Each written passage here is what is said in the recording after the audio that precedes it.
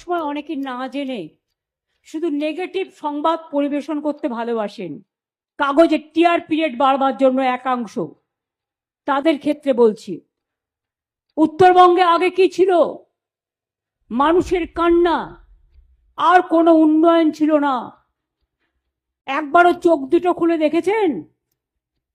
আজকে জলপাইগুড়িতে পশ্চিমবঙ্গের সরকারি সেক্রেটারিয়েট, উত্তরকন্যা থেকে শুরু করে বিশ্ব ক্রীড়াঙ্গন, জলপাইগুড়ি সার্কিট বেঞ্চ, ভোরের আলো থেকে শুরু করে একটার পর একটার নাম যদি আপনাদের আমি বলে যাই, আলিপুরদুয়ার নতুন জেলা, কালিম্পং নতুন জেলা থেকে শুরু করে কত সাব ডিভিশন, কত ব্লক, কত মানুষের, কত আমাদের ৯৭টা সোশ্যাল স্কিম আছে।